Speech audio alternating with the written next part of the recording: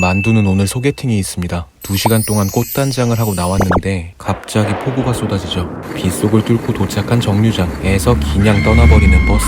공들인 꽃단장도 다 무너졌죠. 겨우 약속 장소에 도착한 만두. 역시 죽으란 법은 없는지 완벽한 이상형의 남자가 앉아있 친구였습니다. 소개팅 남은 옆에 있는 이 남자. 소개팅에 친구를 데리고 나오는 미친 센스의 남자죠. 이쯤 되면 머피의 법칙이 진짜 존재한다고 봐야 할 것 같은데요. 사실 통계학적으로 보면 머피의 법칙은 성립하지 않는다고 합니다. 우리의 일상은 평범하게 흘러가지만 여러분의 뇌가 나쁜 결과를 더 생생하게 기억하기 때문에 일어나는 착각이라고 하죠. 사전에 비가 올 확률을 체크했더라면, 또 버스 배차 정보를 미리 확인했더라면, 그리고 소개팅 상대를 미리 알아봤더라면 미안하다, 이건 어쩔 수 없다. 하여간 실생활에서 조금 더 좋은 판단을 하기 위해서는 통계라는 것이 꼭 필요한데요. 하물며 개인이 아니라 국가를 운영하는 일이라면 통계의 중요성은 더 말할 것도 없습니다. 인간이 하는 모든 일의 숫자, 통계에 대한 교양만두 시작합니다. 때는 149년 삼국시대의 고구려. 어느 날 환했던 낮이 밤처럼 어두워지자 백성들이 난리가 납니다. 달이 태양을 가리는 일식 현상이 일어난 거죠. 과거에는 일식을 하늘이 임금에게 내리는 경고라고 여겨서 왕이 직접 하늘에 제사를 올리고 용서를 빌어야 했습니다. 하지만 당시 고구려의 왕은 경쟁자들을 잔인하게 제거하고 왕위에 오른 차대왕. 그런 왕에게 차마 너 때문에 하늘이 노했다고 할 수 없었던 천문 담당 관리는 거짓말을 합니다. 이는 임금의 덕이요 나라의 복입니다. 무서울 게 없어진 차대왕은 두 번째, 세 번째 일식 때도 제사를 지내지 않고 쿨하게 스루해버리는데요. 그렇게 네 번째 일식이 일어나던 165년의 10월, 차대왕은 가장 믿었던 신하의 칼에 목숨을 잃고 말죠. 이 일은 사람들의 머릿속에 일식은 하늘이 내리는 경고라고 쐐기를 박아버립니다. 이후 민심을 다스리기 위해서라도 임금에게는 일식을 예측하는 일이 매우 중요해졌죠. 당시 유일한 예측의 방법은 바로 통계였습니다. 천문을 담당하는 관리는 일식 현상이 기록된 통계 자료를 보면서 자신이 알고 있는 모든 수학적, 과학적 지식을 총동원해 일식이 일어날 시간을 예측해야 했습니다. 날짜를 잘못 예측했다가는 벌을 받거나 목숨을 잃기도 했죠. 삼국사기를 보면 200건이 넘는 천문 현상이 기록되어 있는데요. 다른 현상에 비해 일식에 대한 기록이 압도적으로 높은 이유도 바로 이 때문입니다. 동서양을 막론하고 통계학은 국왕이 반드시 배워야 하는 학문이었습니다. 국가 통치를 위해서 국민이 어떻게 살고 있는지, 무슨 생각을 하고 있는지 등을 정확히 수집해서 정책에 반영해야 했죠. 국가 통계 중에 가장 대표적인 것이 바로 인구조사인데요. 나라를 운영하려면 공무원도 채용하고 길도 내고 다리도 놓고 또 복지 정책도 만들어야 했는데, 이때 세금을 걷거나 군대를 만들기 위해서는 백성의 수를 정확히 알아야 했죠. 고대 로마도 대제국을 건설할 때 나라를 정복하면 가장 먼저 인구조사를 실시했고요. 우리나라의 가장 오래된 국가 통계 자료도 통일신라 시대의 인구조사 자료인 민정문서였습니다. 아직도 전 세계에서 가장 유명한 간호사 나이팅게일. 이 나이팅게일은 사실 위대한 통계학자입니다. 1850년대 러시아와 연합국 간에 벌어진 크림 전쟁. 연합군 측의 야전병원에 도착한 나이팅게일은 깜짝 놀랐습니다. 이 야전병원의 위생 상태가 멀쩡한 사람이 들어왔다가 죽어나갈 수준이었죠.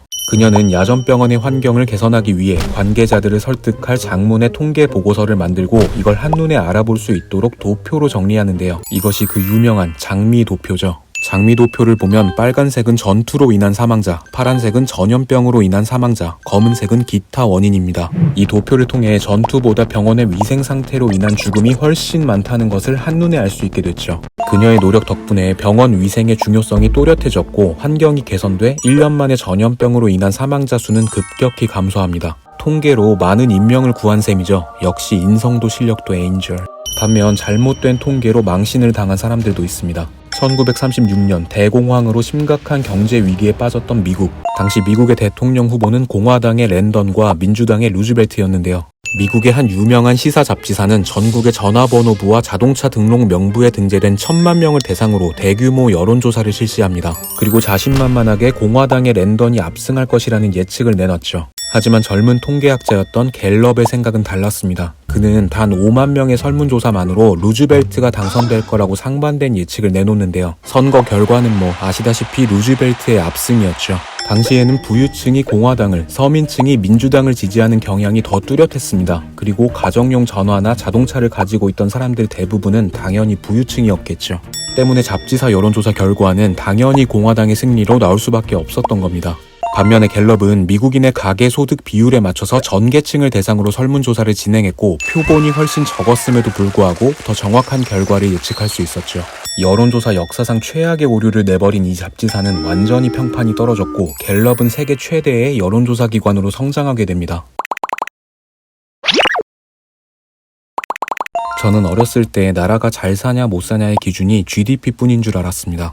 그러나 잘 산다는 것이 단순히 총생산으로 판단할 수는 없는 거죠. GDP는 국민 삶의 질을 반영하지 못한다는 의견이 대세가 됐습니다. 예를 들어 범죄자가 많아져서 자물쇠를 사는 행동은 GDP에 포함이 되겠지만 저처럼 이제 아름다운 시를 읽거나 하는 행위는 GDP에 포함이 되지 않죠. 따라서 전 세계적으로 삶의 질을 측정할 수 있는 다양한 국가 통계들이 집계되기 시작하는데요. 그러자 놀라운 일이 벌어집니다. 국가 차원에서 집계가 이루어지자 실제로 문맹률, 영아 사망률, 질병률, 장시간 근로 같은 부정적인 수치들이 줄어들게 된 것입니다.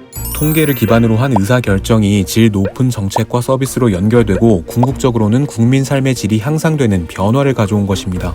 현재 대한민국의 통계청에서도 매년 삶의 질 지표를 작성하고 있는데요. 건강, 교육, 여가, 주거, 환경 등 국민 삶에 꼭 필요한 약 70여 가지의 지표를 분석하고 수치화해서 보여주고 있습니다. 이처럼 국민의 삶에 영향을 미치는 각종 담론들이 정책으로 이어지기 위해서는 다양한 통계 자료가 중요한데요. 최근 통계청에서는 더 많은 사람들이 통계 자료를 더 안전하게 활용할 수 있도록 K-통계 시스템을 구축하고 있습니다.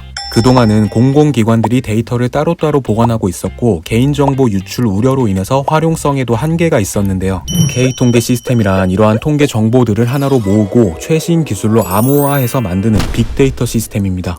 소상공인은 물론 창업을 원하는 청년, 새로운 벤처 기업 등 빅데이터 분석이 필요한 국민 누구나 K-통계 시스템을 활용할 수 있을 것으로 기대되고 있습니다. 마지막으로 알아두면 재밌는 통계들을 몇 가지만 알려드리겠습니다.